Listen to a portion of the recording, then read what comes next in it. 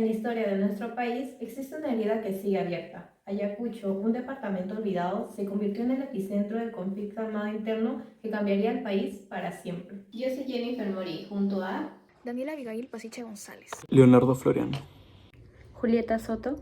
Romina Valencia. Les hablaremos sobre Sendero Luminoso en Ayacucho. Hoy abordaremos un capítulo oscuro pero muy crucial de la historia peruana, el origen, la ideología y el inicio de la lucha armada del Partido Comunista del Perú, el Sendero Luminoso, una organización responsable del partido de violencia más intenso y doloroso de nuestro país. En su fundación y liderazgo tenemos que el Partido Comunista se fundó a inicios de la década de 1970, como una fracción radical separada del Partido Comunista Peruano. Su líder absoluto fue Abimael Guzmán Reynoso, un ex profesor de la Universidad de Huamanga en Ayacucho. Guzmán rechazaba toda forma de participación democrática, tildando a la izquierda tradicional de revisionista y oportunista, y así consolidando el partido en torno a su figura. En la ideología del Sendero Luminoso era el marxismo, leninismo y maoísmo, al que añadieron el pensamiento Gonzalo, la doctrina creada por Guzmán. Esta ideología totalitaria estableció que la violencia era inevitable para alcanzar el socialismo, adoptando la estrategia de la guerra popular prolongada de Mao, que consistía en rodear las ciudades desde el campo. Guzmán era el líder infalible. La revolución requería una cuota de sangre, justificando el uso extremo y sistemático de la violencia contra cualquier opositor, incluyendo a nuestra población civil.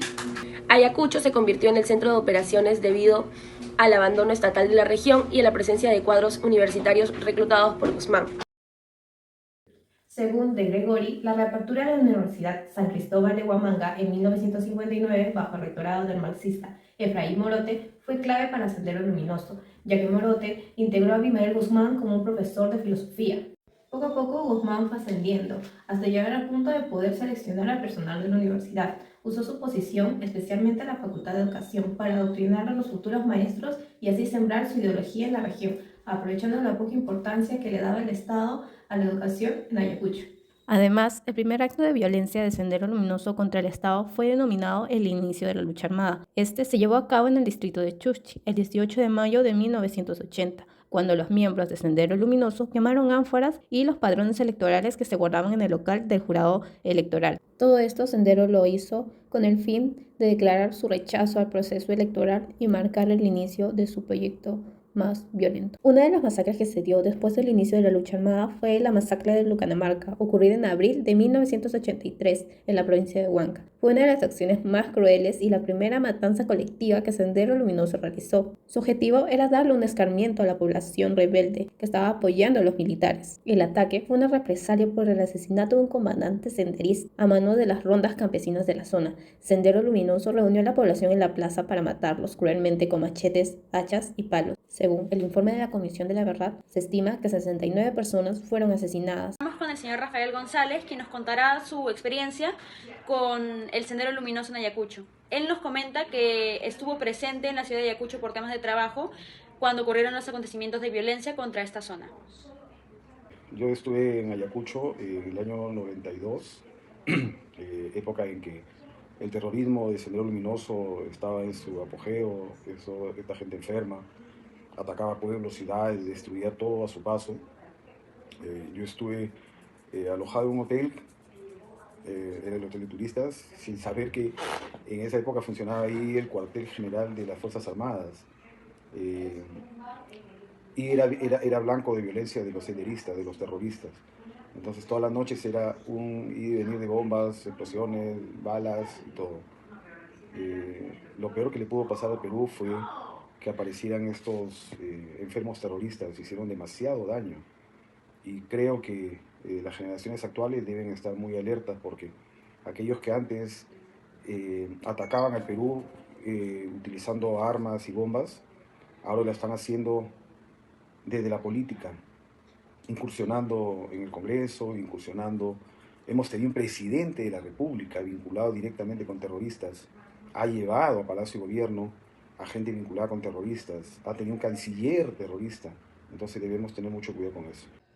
A continuación, abordaré el conflicto interno en el Perú de 1980 a los 2000, marcado por la violencia extrema, desplazamientos masivos y actores diversos. Tocaremos 3 puntos: comunidades indígenas, rondas campesinas e impacto humano.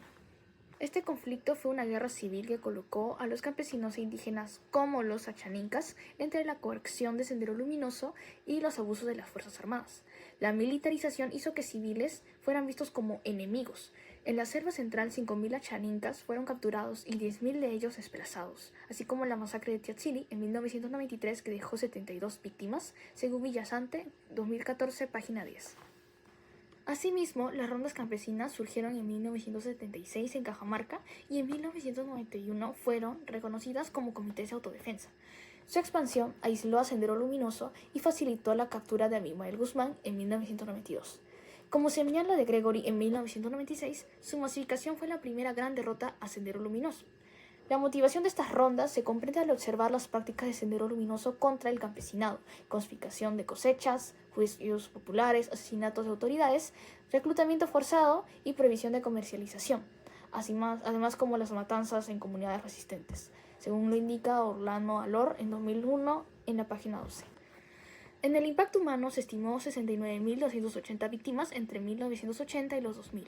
46% eran de Sendero Luminoso, 30% por el Estado y 24% por otros sectores, como el CBR 2003, página 24, nos indica. Sobre el desplazamiento, afectó a todas las comunidades campesinas en un 70%, concentrándose en Ayacucho, en Huancavelica, en Apurímac y en Junín. Su llegada masiva generó saturación de capacidades de acogida y discriminación política por la etiqueta de sospechosos de terrorismo, así como lo indica Coral en 1992 en la página 15. ¿Cuáles fueron los eventos más recordados relacionados con la presencia de Sendero Luminoso en la comunidad de Alpachaca? No había colegios, todos estaban destruidos, no tenía educación, no podían nada, ni conocer ningún número, nada, y habían también enseñaban, pero los terroristas en monte. Tenías que ir al monte si quieres aprender algo, unirte con ellos. Entonces yo no iba ni participar en esas escuelas así en montes, y tú no le hacías caso. Reunían un montón de terrucos, juntaban pueblos pobres, te mataban. Si alguien quiere llorar o alguien quiere soplar, tú no tienes que hablar nada. ¿Por qué? Porque te mataban. No importa que tenías bebé, no importa que eras anciano, nada, todos morían. Entonces por no morir tenías que hacer caso. Afectara también mentalmente, ¿no? Eso es vivir en la guerra, ¿no? Una niña para acá, para allá, guerra, hasta que ves matanza, todos queman todavía, gente que inocentes, los matan, los queman. Entonces todo eso también afectó mi vida, ¿no? Pero yo trato de olvidar, no acordar y seguir adelante. Durante más de una década, Sendero Luminoso extendió una gran guerra en Ayacucho y gran parte del país. Sin embargo, un hecho clave definiría su declive: la captura de Abimael Guzmán el 12 de septiembre de 1992. Su captura significó un golpe directo al corazón a la organización, porque Sendero había sido construido alrededor de su máximo líder. Desde la prisión, Guzmán sorprendió al país. En el año 1993 pidió un acuerdo de paz al Estado, rompiendo con su propia idea de guerra popular prolongada. Con ese mensaje, la cúpula quedó dividida entre un grupo que siguió con la lucha y otro que cesó el fuego. Después de ese quiebre, Sendero Luminoso quedó muy débil, perdió territorio, pierde fuerza militar y la influencia política real. Sin embargo, las consecuencias de su violencia quedaron marcadas en la vida de Ayacucho: miles de muertos, familias afectadas, comunidades arrasadas y generaciones enteras afectadas por el miedo y el desplazamiento. Hoy, lo que queda de Sendero Luminoso son pequeños remanentes en el Braem, dedicados principalmente al narcotráfico y acciones armadas aisladas, muy alejado al proyecto político que intentaron imponer en el pasado. A pesar de la derrota militar, no se borra el daño, pero esto ha permitido que el país comenzara en una reconstrucción para avanzar hacia un periodo de memoria, justicia y recuperación. Tras 20 años de violencia entre 1980 y los 2000, el Estado implementó el Plan Integral de Reparaciones, que reconoció a víctimas inscritas en el Registro Único de Víctimas.